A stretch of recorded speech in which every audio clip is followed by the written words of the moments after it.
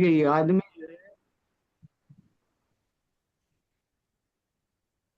आदमी ने अपने कर्मों की वजह से न सिर्फ खुद को बल्कि सभी को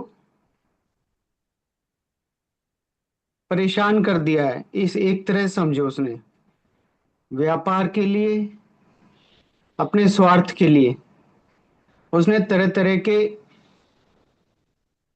नाटक, कह लो इसको क्या कह लो, इसने पूरी तरह से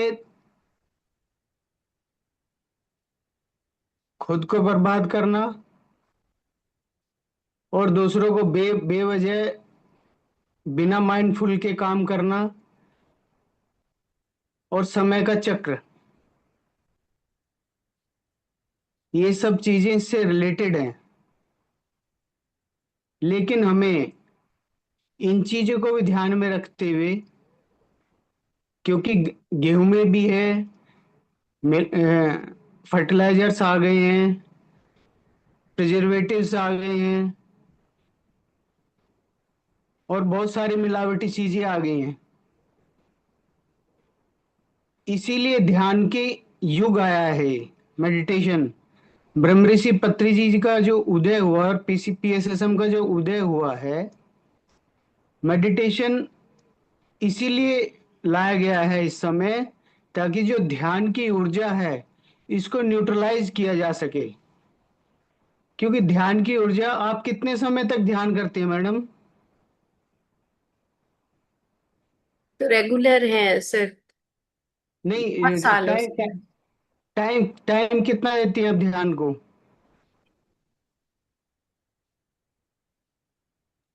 जैसे रोजाना 1 घंटा, 2 घंटा, 3 घंटा? आ, 1.5-2 घंटे लेके, और किसी दिन से 4 घंटे हो जाएं। अच्छा अच्छा। हम्म। तो आपने खुद में, अगर आप लगातार ध्यान में बैठे हों तो आपके शरीर, आप कभी बीमार पड़ते हैं तो क्या दवाइयाँ लेती हैं? हाँ जी, बिल्कुल लेती हूँ। तीन ही थी। अभी बीमार पड़ी हूँ थोड़े से दिन से। सारी जिंदगी कभी बीमार ही नहीं हुई। अच्छा, मतलब आप क्या कहना चाहते हैं कि ध्यान की का इफेक्ट नहीं हो रहा है? नहीं, ध्यान का पूरा इफेक्ट है, लेकिन उसका टोटल इफेक्ट होगा ये, आई डोंट नो। खाना तो पड़ेगा ना कुछ भी आप। नहीं नहीं, खाना तो है ही। हाँ। तो ध्यान का तो अपना अलग असर है, उससे आप जल्दी ठीक हो जाते हो दवाइयां लेने के बाद। कई बार दवाइयां लेने के बाद भी आप ठीक नहीं होते, लंबा टाइम हो जाता है। लेकिन हाँ। ध्यान हम्म। से मदद तो मिलती है, इसमें कोई डाउट है ही नहीं। हाँ, ध्यान ध्यान की जो ऊर्जा है ना, हाँ अपने हाँ। आप में अपने आप में एक न्यूट्रलाइजर्स है। सबसे हम्म पहली बड़ी बात, हम्म। अगर आप ध्यान की ऊर्जा प्रॉपर तरीके से ले पा रहे हैं और रेगुलर हैं हम्म। तो हमें इनका इफेक्ट नहीं होता है। अच्छा। हाँ, ध्यान जो है अपने अपने आप में, जो क्योंकि कॉस्मिक जो ऊर्जा है शुद्ध है, बिल्कुल विशुद्ध यस। समझो उसको। और हम्म ये हर तरह के, ना सिर्फ ये कार्मिक बंधन का सॉल्यूशन देती है, और ये जो हमें आसपास के बैड इफेक्ट को काटती है, साइड इफेक्ट को काटती है। और जो हम खाना खाते हैं उसके उसके भीतर जो बेवजह की अशुद्धियां हैं उनको भी मिटाती है। मैं मतलब बेसिकली अगर पूछो ना, अगर आप पूरी तरह से ध्यान पे, अगर आपका कॉन्फिडेंस आ गया, आपके भीतर आपको ये अनुभूति आ गई है कि ध्यान की ऊर्जा अपने आप में कंप्लीट में, इसी अपने आप में ही गुरु है, अपने आप में दवाई है, अपने आप में डॉक्टर है। मतलब एक तरह से बहुत सारे लोग इसको नहीं कर पा रहे, लेकिन मेरा जो पर्सनल अनुभव है और बहुत सारे लोगों को जो मास्टर्स है मैंने देखा है, मैं अभी तक दवाई कंज्यूम नहीं किया हूं। क्योंकि हम बीमार किस लिए पड़ते हैं? हमारे खान पान की वजह से, अपने विचारों की वजह से। लेकिन जब हम ध्यान में चले जाते हैं, क्योंकि नेगेटिविटी थॉट्स, कंटामिनेटेड फूड्स और हमारे सामाजिक परिस्थिति, और स्ट्रेस्ड, यही हमें बीमार बनाती हैं। क्या मैं ठीक कह रहा हूँ? हम्म। बीमार होने के क्या कारण है? बिल्कुल जी, ठीक कह रहे हैं आप। मेरे केस में स्ट्रेस मेरा कारण रहा है।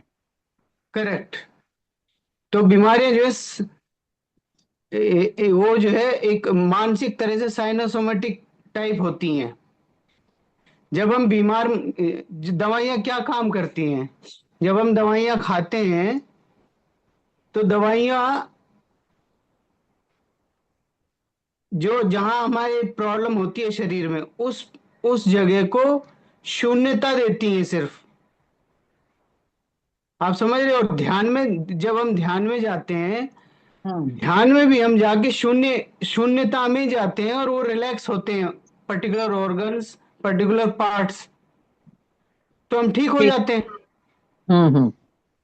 तो इसलिए हमें दवाइयों की जरूरत नहीं है, तो इसका इसलिए हमें उनका असर नहीं होता और फटाफट वो हमें ठीक कर देती हैं।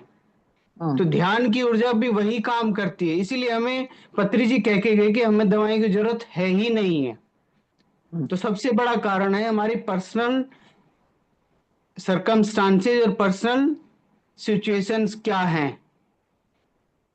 ठीक है। ठीक है मैडम, तो डरे हम्म। नहीं, घबराए नहीं, पूरी तरह से भरोसा करें ध्यान पर। हम्म। ठीक है मैडम। ठीक है जी, ठीक है। जी जी। थैंक यू, थैंक यू जी। Thank you. वैसे भी जो कॉस्मिक एनर्जी है या कॉन्शियसनेस है, उसको मतलब वो तो हमेशा ही इटर्नल रहेगी। वो तो इटर्नल है ना, और शरीर से ऊपर खाना जा नहीं सकता। कुछ कंसेप्ट मतलब ऐसे हैं कि अब हम अगर सूक्ष्म शरीर की बात करें और स्थूल शरीर, बस सिर्फ इतना ही भेद करें, तो स्थूल शरीर हो गया अन्नमय कोश, वहां तक खाना जाता है, और खाना वहां तक भी ऐसे जाता है कि वहां भी खाना एनर्जी में कन्वर्ट हो जाता है ना। अगर हम खाना खा रहे हैं तो उसको अच्छी तरीके से पचाने के लिए, अच्छी तरीके से चबाने के लिए थोड़ा सा भोजन की जरूरत होती है, बहुत ज्यादा की जरूरत नहीं होती। और ये बहुत एक शरीर तक है। पत्री जी हमेशा बोलते थे कि आ, जो मेडिसिन्स है वो शरीर से ऊपर नहीं जा सकते, यानी कि ना तो प्राण शरीर में जाती, प्राण शरीर का भोजन तो प्राण है ना। वहां पे तो हमारी जो एनर्जी फ्लो है वहां तो, और जो मन शरीर है उसका भोजन शून्यता है, ठहराव है, शांति है। भोजन भी तो अलग अलग है। फिर विज्ञान में कोश में जाएंगे तो उसका भोजन है सेवा, दूसरों से प्रेम करना। विज्ञान में कोश का भोजन सेवा है, इसलिए स्टेप टू स्टेप ही बोला जाता है कि ध्यान है, सेवा है, साजन संगत है। ये स्टेप्स हैं सारे ना। और उसके बाद फिर आनंदमय कोश। आनंदमय कोश का भोजन है कि हम हमेशा उस गुरु की प्रेजेंस को महसूस करें, उनको अपने दिल में बिठा लें। तो भोजन अलग अलग है, लेकिन फिर भी पूरी जो सृष्टि है उसमें मनुष्य कितना ही गंदा हो जाए, फिर भी वो कॉन्शियसनेस को खत्म नहीं कर सकता। वो हमेशा एक डायनेमिक नेचर में, जो प्रकृति है वो फ्लो करती रहेगी, जो सेक्रेट जियोमेट्री है ना, वो खत्म नहीं हो सकती कभी भी। हम दूसरे ग्रहों पे जाने की जो बात कर रहे हैं, है ना, दूसरे ग्रहों पे जाने की कल्पना अभी तो कल्पना है, वो तैयारी हो गई है। लेकिन अगर हम एस्ट्रोलॉजिकली देखें प्रवीण जी, जी सिंपल तो मेरा अपना व्यू है। जी। मंगल जो बोला जाता है, मंगल ग्रह है, शनि ग्रह है, बृहस्पति ग्रह है, बुध ग्रह है। तो जब हम युक्तेश्वर गिरी जी की पुस्तक पढ़ते हैं तो उसमें अलग अलग सेंटर्स हैं, मतलब जो हमारे सेंटर्स हैं, जैसे मूलाधार चक्र है ना, स्वादिष्ठान चक्र में बृहस्पति ग्रह का वास होता है, और मंगल ग्रह का वास है नाभि में। तो अब नाभि का मतलब हो गया अहंकार, मतलब एक हम वैज्ञानिक विश्लेषण करें तो ठीक है, हम ट्रेवल कर लेंगे। जैसे यहाँ इस धरती का जो एक एंगल है वो है 52 डिग्री 52 मिनट्स पिरामिड्स। तो वो एक एंगल है। हमारी ब्रेन के अंदर भी पिरामिडल ट्रैक्ट है ना, लिवर भी वैसा बना हुआ है, पेनक्रिएटिक जो शेप है, स्टमक की शेप लगाए, हार्ट की शेप लगाए, लंग्स की शेप लगाए, इट इज मतलब ये पिरामिडल शेप्स हैं सारी। तो हमारा जो जीवन है वो यहीं पर है, और कहीं हम एग्जिस्ट नहीं कर सकते। हमारा कोई लाइफ का कोई हम होता है ना, हम जब रिसर्च करते हैं तो 3 महीने की रिसर्च सबसे छोटी रिसर्च मानी जाती है। फिर सालों साल हम एक टेबलेट के ऊपर रिसर्च करते हैं ना, मतलब जैसे क्लिनिकल ट्रायल्स होते हैं, प्री क्लिनिकल ट्रायल्स होते हैं, post clinical trials. Post clinical में देखा जाता है 20 साल के बाद कोई इस मेडिसिन का कोई साइड इफेक्ट तो नहीं है ना, 20 साल 30 साल तक पोस्ट क्लिनिकल ट्रायल्स होते हैं। ऐसे ही एक मनुष्य जब मंगल ग्रह पे जाएगा तो ये ट्रायल्स होंगे, कोई मर जाएगा, किसी की आयु छोटी, मतलब जो भी कुछ भी। तो हम वहां जाने की बात जब करें, ऐसे सोचें, और जो इस तरह के इन्वेंशंस कर भी रहे हैं, ठीक है हो भी सकता है ऐसा फ्यूचर में, लेकिन इसी धरती को क्यों ना ठीक करें हम। तो होता है ना कि हम अपने घर को छोड़ के हिमालय पर्वत पे जाना चाहते हैं, क्योंकि घर में कलह है, हम सीख नहीं रहे हैं वहां पे लर्निंग, और हम सोचते हैं कहीं दूर चले जाएं तो 10 दिन की 1 महीने की वर्कशॉप कर ले तो शायद हमें शांति मिल जाए। शांति तो घर में सीखने से मिलेगी, चेंज करने से मिलेगी अपने आप। तो हमारे अंदर जो बदलाव है वो बहुत इम्पोर्टेंट है, और वो बदलाव ध्यान से ही आ सकता है। वो बदलाव कहीं भागने से नहीं आ सकता। हम चाहे शनि ग्रह पे चले जाएं, चाहे मंगल ग्रह पे चले जाएं, चाहे घर से छोड़कर चले जाएं, लेकिन जब तक अंदर से बदलाव नहीं आएगा, अंदर से हम नहीं जानेंगे कि तुम ही हो खुराफात की जड़। सोली आया था, उसके ऊपर जो आवरण चढ़े हैं खुराफाती, तो हम ही हैं। हमने पूरी धरती को तहस नहस कर दिया है ना। तो ये जो हमारा भोजन है, इसकी मात्रा कम करनी पड़ेगी हम। सबसे पहले चाहे कितना ही गंदा भोजन आ जाए, फिर भी धरती के अंदर जन्म लेता है वो, और धरती के अंदर धरती की ऊर्जा आती है। कितना ही हाइब्रिड कर दे वो, फिर भी धरती की ऊर्जा है, चारों तरफ जो कॉस्मिक ऊर्जा है, उसके अंदर जो अन्न ब्रह्म है, अन्न ब्रह्म ही रहेगा, ये शाश्वत है, ये मिट नहीं सकती ये लाइन। तो हमारे दिमाग में ये जो pattern,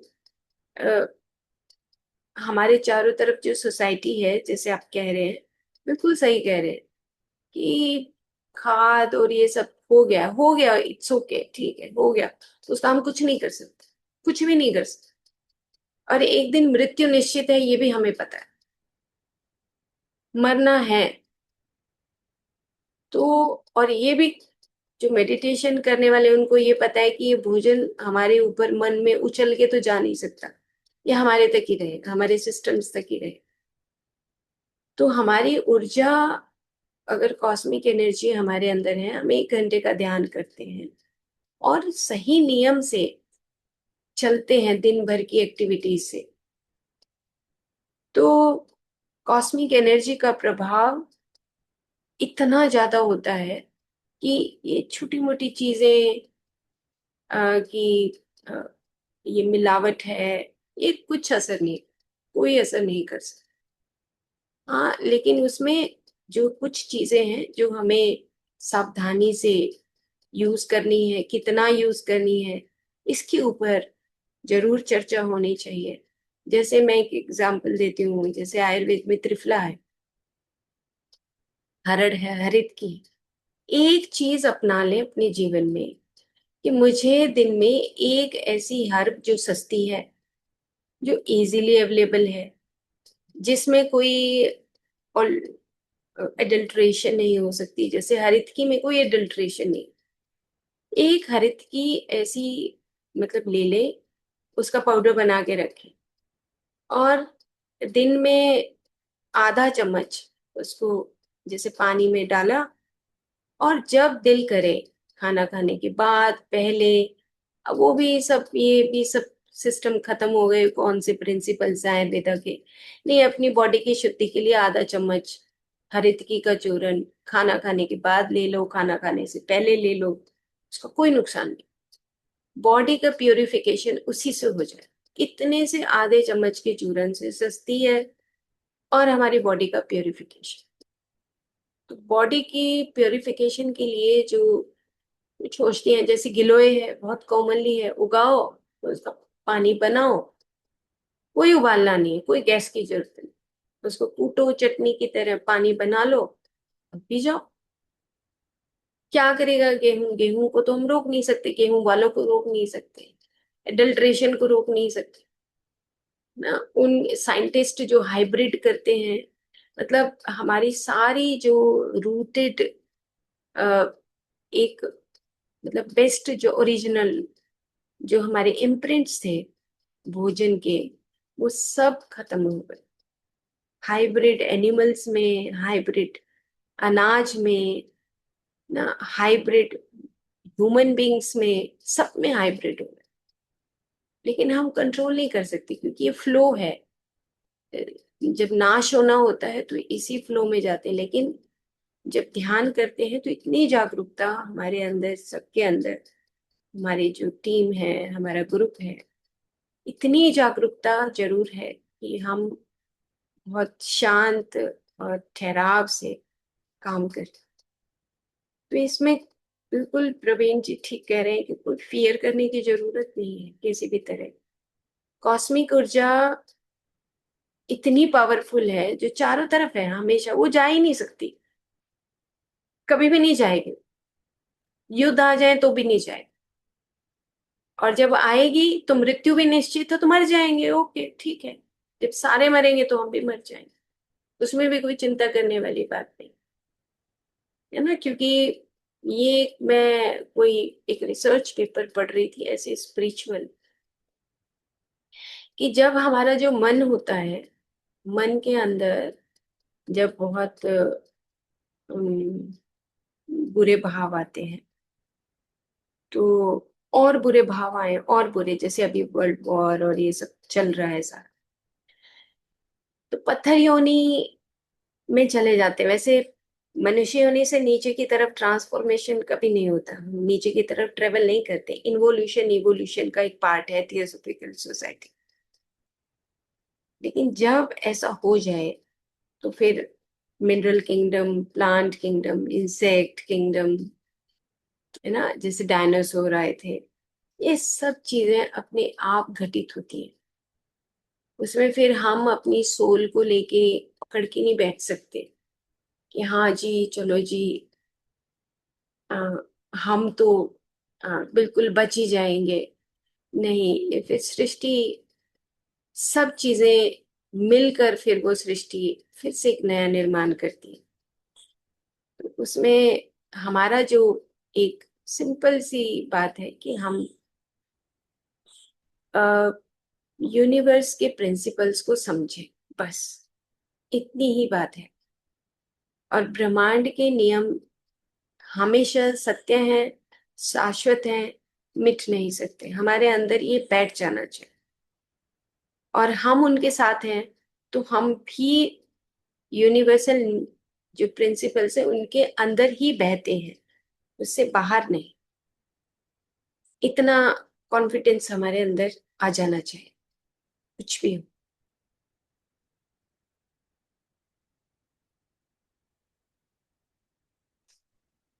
thank you doctor Sangeeta Kataria जी।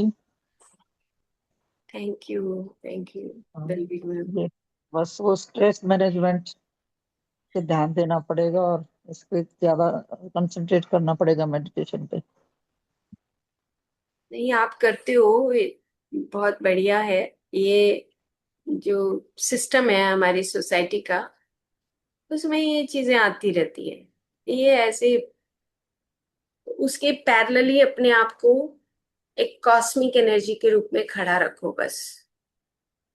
हर घर यस। में ऐसी ही बातें होती हैं, है ना, कि गेहूं ऐसा है, सब्जी ऐसी है, ये ऐसा है, सुन के नजरअंदाज कर दो, कुछ नहीं कर सकते, दुकान वाले से लड़ नहीं सकते, जा नहीं सकते, इंडस्ट्रियल एरिया में हम कैंपेन नहीं चला सकते, कुछ भी नहीं कर सकते। इट इज बेटर कि हम अपने आप को भी हेल्दी रखें, मजबूत रखें। ये कॉस्मिक एनर्जी मेरे पास है।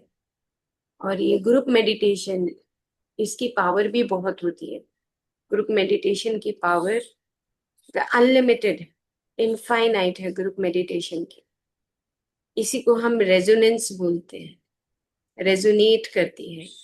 और ये हजारों किलोमीटर तक जाती है, हजारों किलोमीटर तक क्वांटम फील्ड ना। जैसे बुद्धा की जो है, जैसे ऑरा है, जैसे ऑरा बढ़ती है तो कलेक्टिव ऑरा जो है वो हजारों किलोमीटर तक इफेक्ट डालती है। क्वांटम फील्ड में मैसेज जाता है कि something is going very good, जो एक्सपेंशन ऑफ कॉन्शियसनेस। तो ये जो ग्रुप मेडिटेशन होता है उसमें बस हमें ग्रुप मेडिटेशन का जो प्रभाव है वो हमारे चारों तरफ एनिमल्स पे, प्लांट्स पे ना, इसका प्रभाव पड़ता है। जो ये फील्ड जनरेट होती है, फील्ड जनरेट होती है, क्वांटम फील्ड जनरेट होती है ना। जैसे आपने देखा होगा, एक पिक्चर आई अभी भोपाल तराजशी पे, प्रवीण जी शायद देखी हो आपने, मैंने भी नहीं देखी है, लेकिन भोपाल तराजशी के कुछ रिसर्च पेपर मैंने पढ़े थे जब बहुत साल पहले मैं मेडिटेशन में नहीं आई थी। तो हवन करती थी मैं, आज भी हवन होता है घर में। उस वक्त मैं बहुत पैशनेट थी हवन को लेके और बहुत रिसर्च करती थी ऐसे। तो चैंट करते थे और हवन करते थे। तो भोपाल की तराशी जब हुई, ये गैस लीक हुई, तो उस वक्त कुछ घर बचे थे जिसमें मृत्यु नहीं हुई थी, और कुछ घर ऐसे बचे थे जिसमें मेंटल डिफॉर्मिटी नहीं आई, जेनेटिक डिफॉर्मिटी नहीं आई थी। उसके ऊपर ही शायद एक पिक्चर आई है, पता नहीं पिक्चर में वो है या नहीं, लेकिन कुछ रिसर्च पेपर आज भी पब्लिश हो रहे हैं उसको लेकर। तो जहां पर हवन होता है, जहां पर वो ऑरा सस्टेन होती है, सस्टेन का मतलब होता है कि कितना ही कोई नेगेटिव व्यक्ति आ जाए, कितना ही नेचुरल कैलेमिटी आ जाए, कुछ भी हो जाए, है ना, तो लेकिन वो जो प्रभाव है, एनवायरमेंटल जो इफेक्ट है, उसका इफेक्ट होने से हमारी बॉडी के ऊपर उसका नुकसान नहीं होता। तो हवन करने से क्या होता है कि जो एनवायरमेंट है उसमें टॉक्सिक जो इफेक्ट्स आते हैं, जैसे बहुत तेज आंधी आई, तो आंधी आने से क्या होता है कि इधर की गंदगी, टॉक्सिन्स इधर से उधर जाते हैं, तो वो आंधी आने से घर में कुछ बीमारियां आ जाती हैं, है ना। तो ऐसे ही जब ये टॉक्सिक गैस फैली, तो ये देखा गया कि जो लोग निरंतर हवन करते थे उनके घरों में उसका इफेक्ट आया बहुत कम, लेकिन कोई ऐसा कोई डिफेक्ट नहीं आया कि जिससे वो बीमार पड़े। तो इस तरीके से अ, ये जो हम ग्रुप मेडिटेशन करते हैं उससे हमारी जो ऑरिक फील्ड है, हमारी जो कॉस्मिक एनर्जी की जो फील्ड है वो इतनी स्ट्रांग होती है और सस्टेन होती है। रेजोनेंस उसी को बोला जाता है कि रेजोनेट करना एक पर्टिकुलर फ्रीक्वेंसी पे। जैसे झूला होता है, तो एक बच्चा झूल रहा है, तो वो कह रहा है कि भाई पापा मुझे झुला दो, तो हम उसको ऐसे ही बात करते करते फोन पे झुलाते हैं, तो एक थोड़ा सा झटका लगेगा, झूल जाएगा। लेकिन एक पूरी पींग बन जाना, उसी फ्रीक्वेंसी में आ जाना, एक पर्टिकुलर फ्रीक्वेंसी के बाद फिर वो हाथ भी छोड़ दे उसके पापा तो भी वो झूलता रहेगा, कुछ टाइम तक ऐसे झूलता रहेगा। वो रेजोनेट करना है, उस फ्रीक्वेंसी के अंदर आ गया, वो रेजोनेंस फील्ड बने। सेम ऐसे ही जब हम ग्रुप मेडिटेशन करते हैं, हम मेडिटेशन करते हैं, तो वो एक फील्ड जनरेट होती है, और वो फील्ड जनरेट जो होती है वो सस्टेन्ड रहती है, और जब वो सस्टेन्ड रहती है तो उससे हमारी बॉडी के अंदर जो भी टॉक्सिन्स होते हैं वो ऑटोमेटिकली, जो सांस के माध्यम से जो मल निकलना होता है वो निकल जाता है। ऐसे ही हमारी बॉडी के अंदर से जो भी टॉक्सिन्स निकलने होते हैं वो एक और एक फील्ड खुद में ही निकाल देती। तो ये जो मेडिटेशन है इसका इफेक्ट दूर दूर तक जाता है ना। तो जैसे गुरु हमारे, गुरु नानक जी, बुद्धा, ये सब ट्रेवल करते थे, इसीलिए ट्रेवल करते थे वो। पत्री जी कभी नहीं बैठे, उन्होंने कहा कि the last life of a person, enlightened person, वो घर घर जाएगा, घर घर ध्यान, घर घर जाना है, बैठना नहीं है। तो इसमें भी इनकारनेशंस होती हैं, हमारे जो निर्गुण स्थिति की इनकारनेशंस होती हैं, उसमें हम घर घर जाते हैं बताने के लिए। तो घर घर जाना होता है, घर घर जाने का मतलब जैसे हम अभी कन्वर्सेशन कर रहे हैं, फिर किसी के घर चले गए, पार्क में चले गए, तो जितना मेडिटेशन स्प्रेड कर सकते हैं वो हमारी खुद की रिस्पॉन्सिबिलिटी बनती है कि हम खड़े हों। और एक योगी बनने का रास्ता, योगी बनने का रास्ता यही है, योगी घर में नहीं बैठ सकता। महावीर जैन की बायोग्राफी पढ़ेंगे, वो जाना चाहते थे, उनकी माँ ने उनको कहा, 1 साल के बाद माँ कहती है जाओ बेटा तुम। तो लंबे लंबे स्टेप्स हैं ये। और मैं जब कर रही थी एक्सपेरिमेंट हवन के ऊपर, तो मुझे याद है कि एक हरीश जौहरी की पुस्तक है, उसके कुछ पेपर्स मैंने उठाए हुए थे। और क्या होता है कि जब वातावरण गर्म होता है, जैसे हम प्राण अग्नि से गर्म करते हैं ना, सांस लेते हैं छोड़ते हैं, तो प्राण अग्नि से वो जो बीज हैं हमारे अंदर की प्रवृत्तियां हैं वो नष्ट होने लगती हैं। जो छोटे छोटे इम्प्रिंट्स होते हैं, एनर्जी पैकेट्स होते हैं हमारी बॉडी की चारों तरफ, जो मेंटल बॉडी है उसके पैकेट्स जलने लगते हैं। एनर्जी को जलाना ही तो है लेकिन निरंतर अभ्यास चाहिए उसके लिए। सेम ऐसे ही हवन जब करते हैं तो जो वो ऊर्जा उत्पन्न होती है, अग्नि ना, मुंह तपने लगता है, हाथ पैर तपने लगते हैं अग्नि के अंदर। जब हम आते हैं उस फील्ड में, आते हैं अग्नि की फील्ड में आते हैं, तो खून पतला होता है। खून है ना इतना पतला हो जाता है कि बॉडी गर्म होती है और वो एक्सपैंड करने लगती है। साइंटिफिक वे ये है, जब वो जैसे जैसे खून पतला होगा हमारी बॉडी से पसीने आने लगते हैं, पसीना बहता है जब हवन करते हैं, पूरी बॉडी गीली हो जाती है, जितने टॉक्सिन्स हैं सब बाहर निकल जाते हैं। और वो जो वातावरण है जो हैवी होता है, हैवीनेस होती है, वो बिल्कुल हल्का हो जाता है, और चारों तरफ के जो टॉक्सिन्स है वो ऑटोमेटिकली खत्म हो जाते हैं। जैसे बेल की लकड़ी में तो ये ऑटोमेटिकली बताया ही गया है, जो बेल की लकड़ी, बहुत बार हम जब प्लांट्स के ऊपर सीरीज कर रहे थे तो हमने नक्षत्र के ऊपर, नक्षत्र के पौधों के ऊपर जो सीरीज की, उसमें ये तो बातें हमने बताई हैं कि हर पौधे के पास अपनी शक्ति है। वो पौधे की जो शक्तियां हैं वो हमें एक जब हम किसी भी लकड़ी को बर्न करते हैं, जलाते हैं, तो उसके अंदर जो एनर्जी फील्ड है, जो एनर्जी, एक सूखे पत्ते के अंदर भी वो शक्ति है। एक सूखा पत्ता भी खा लेंगे ना नीम का सूखा पत्ता, उसके अंदर भी वो ही कॉस्मिक एनर्जी है, वो ही ब्रह्म है। इतनी शक्तियां होती हैं, तो वो शक्तियां हमारे चारों तरफ विद्यमान रहती हैं, कोई बीमारी हमें नहीं आने देती। तो हमारे जो ऋषि मुनि हुए, जैसे स्वामी दयानंद सरस्वती जी,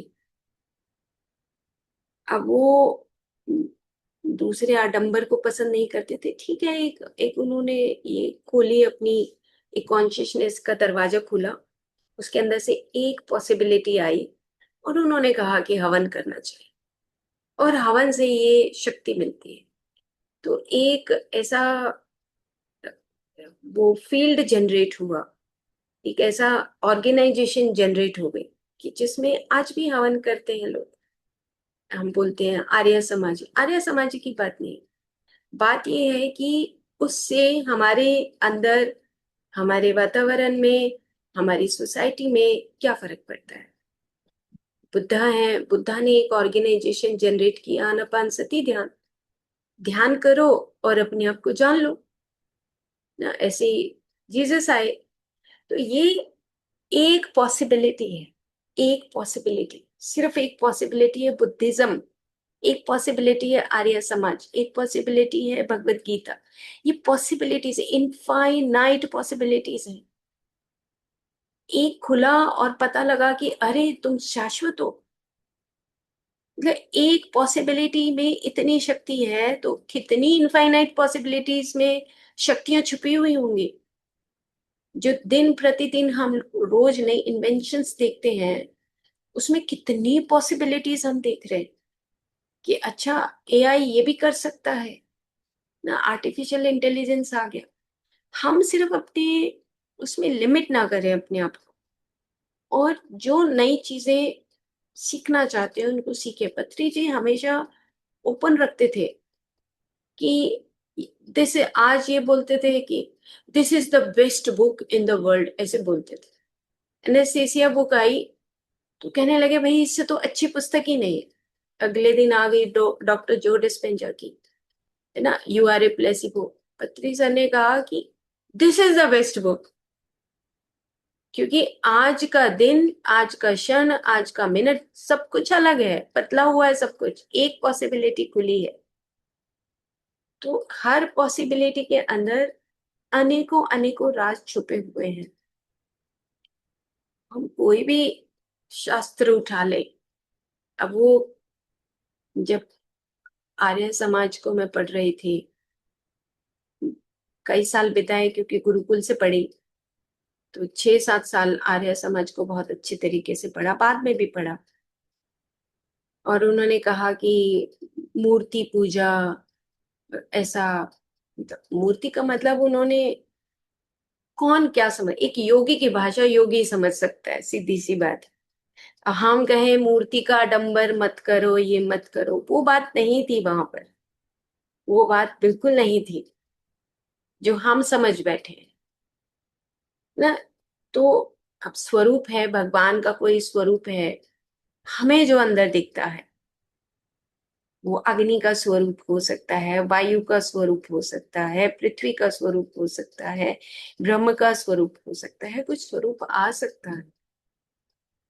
वो हमें हमें खुद में निरीक्षण करना। हम उन मिस इंटरप्रेटेड जो किताबें हैं उसमें फंस गए, उसमें नहीं फंसना चाहिए। तो ओवरऑल कंक्लूजन ये निकलता है कि जो ब्रह्मांड है उसके नियमों को बखूबी हम जान जाएं बस। और जब जानने लगते हैं तो ऑटोमेटिकली, मतलब प्रेम उमड़ता है, आंसू आने लगते हैं, प्रेम उमड़ता है कि कैसे बता रहे हो आप, ये सब चीज मतलब अंदर से आता है कि कमाल हो गया, कैसे पता लग रहा है। अपने आप ही इमोशंस बहने लगते हैं।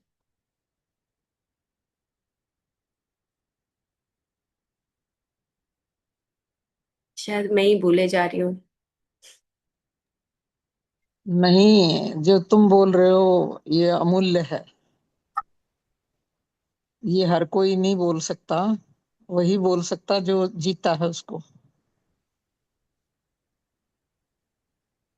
Thank you very much dear, thank you. Thank you. बहुत बहुत थैंक्स। अच्छा, राजेश जी का सवाल रह जवाब मिल गया गया था। था। हाँ प्रवीण जी, एक सवाल राजेश जी का रह गया था कल। हाँ हाँ हाँ हाँ, वो बोल रही थी। हाँ जी, राजेश देखो जी। हम्म। वो एसी के संबंध में कुछ बोल रहे थे, क्या कह रहे थे राजेश जी? सर मैं ये कह रहा था कि जो सोलर पैनल लगा रहे हैं, ठीक है, सोलर एनर्जी से, तो हर घर में लोग सोलर पैनल लगा रहे हैं, और हम्म उससे बिजली का बिल नहीं, फर्क पड़ेगा, नहीं आएगा, ठीक है। उसका फिर मिसयूज भी कर रहे हैं। पहले किसी ने अगर एक एसी लगाया तो अब घर, 4 रूम है तो 4 एसी लगा रहे हैं।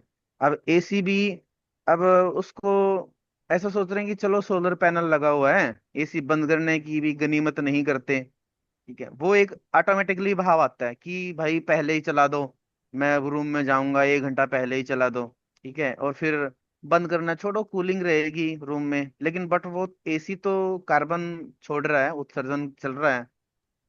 अब आप इसको ऐसे ही समझिए कि हम रोड पे चल रहे हैं, हर गाड़ी में एसी चल रहा है, मैं साइकिल पे जा रहा हूँ, उस गाड़ी के बगल में खड़ा हूँ, इतनी गर्मी, इतना इतना टेम्परेचर बाहर फेंकता है, खड़ा ही नहीं रह सकता इंसान। अपने आप को, हम्म, खुद को हम अगर ऐसा फील करें, ठीक है। और इसी तरह से ही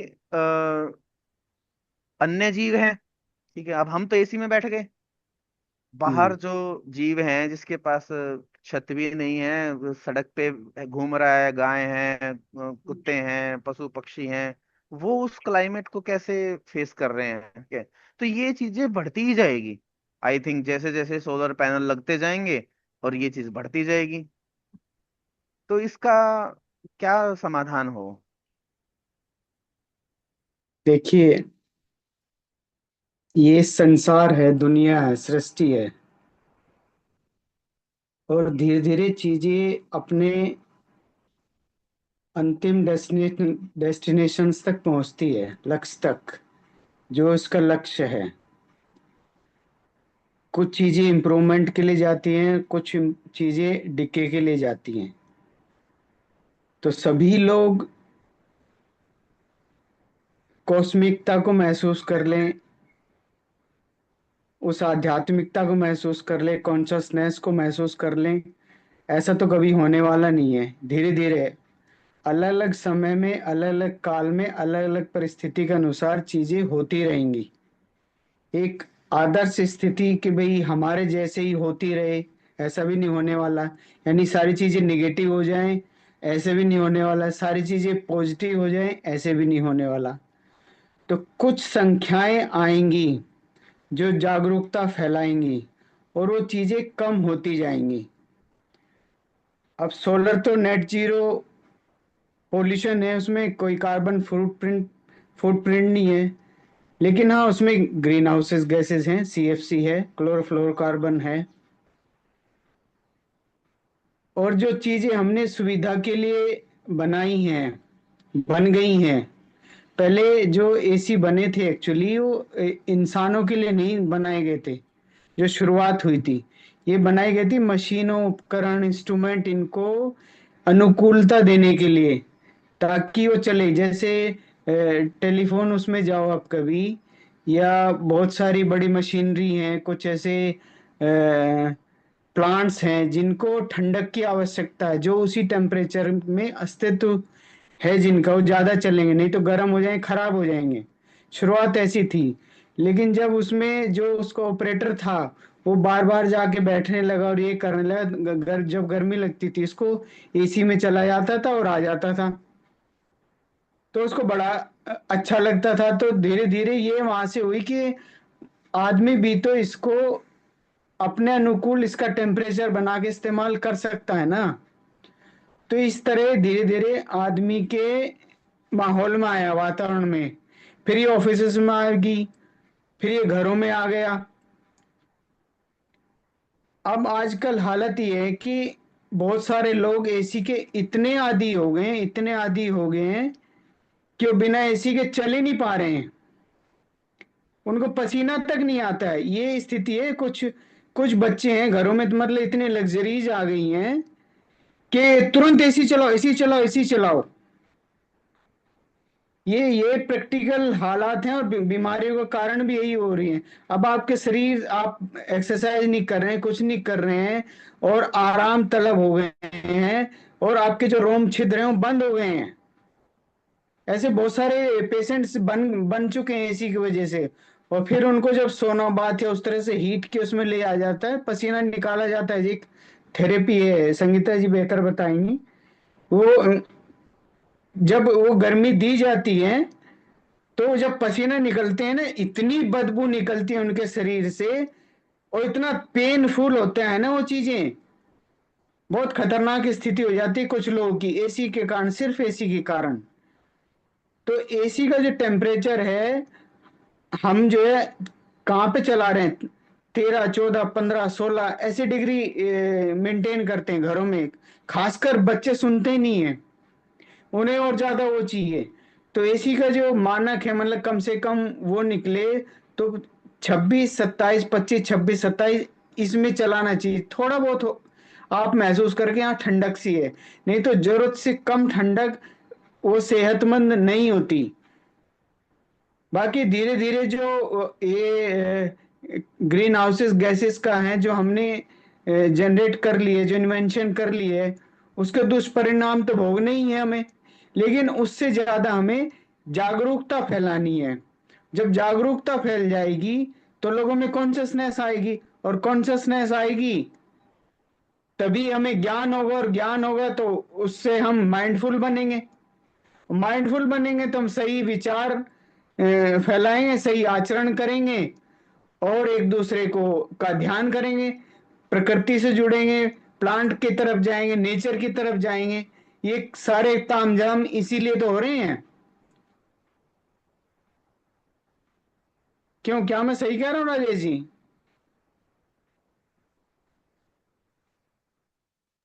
जी सर। है ना, आप समझ पा रहे हैं? जो यस। चीजें डेवलप हो चुकी हैं, जो विकास करेगा इंसान, तो विकास करेगा ना, उसका दिमाग खोजी है।